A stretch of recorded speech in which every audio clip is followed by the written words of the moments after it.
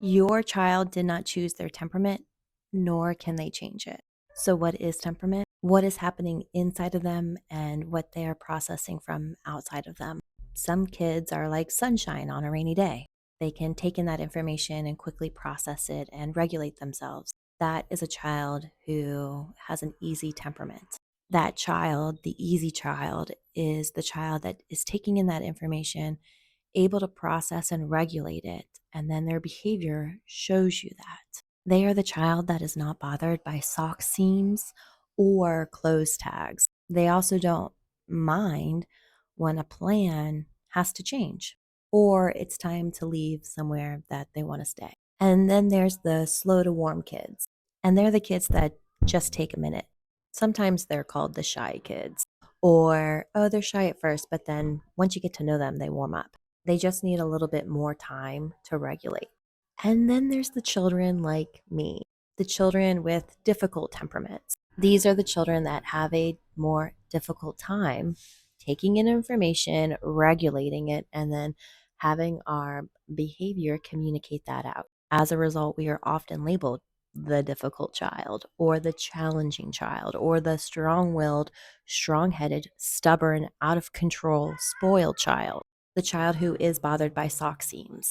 They can taste the difference in different branded foods. They need a lot of prep time and a lot of space to navigate in transitions. They are often sensitive and inflexible, loud and energetic.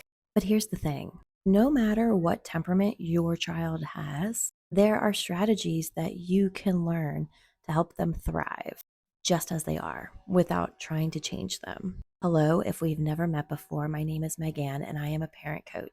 I teach and coach positive parenting methods. That way, my clients can start using them in their everyday interactions with their children, most of which have difficult temperaments. And that's because I believe that quality parenting is intentional and not instinctual. And to be an effective parent, it requires you to have a balanced toolbox and center your child. I'm going to share 3 things that I think all parents raising all temperaments ought to practice. The first is understanding and acceptance. Just like you wouldn't try to fit a square peg in a circle hole, you shouldn't try to force your child into something that they're not. This is extremely difficult, I've found, when there's siblings that have different temperaments. Instead of trying to have the child change their needs to fit your approach, instead, you can start to change your approach to meet your unique child just where they are and exactly in the ways that they need, which often invites in grief, a grief and a release of the dream child or the dream parent or the promises that were sold to you of what this would be. Practicing understanding and acceptance helps you start to focus on what really matters, and that's the relationship. The next tool to practice is communication. And communication is a two-way process.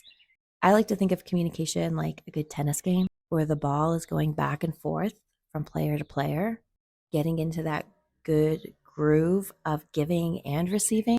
And think about how strong of a tennis game you play in the sun, in the snow, in the rain, in the wind. Having great communication allows you to adjust so that you're still a skilled player no matter the circumstances that surround it.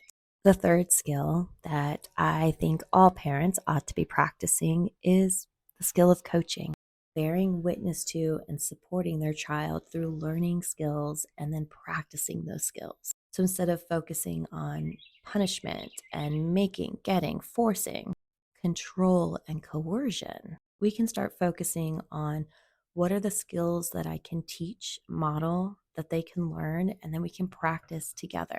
Skills like problem solving, emotional regulation, communication and connection, general social and life skills. Children learn those first at home, and then they go and use them at school.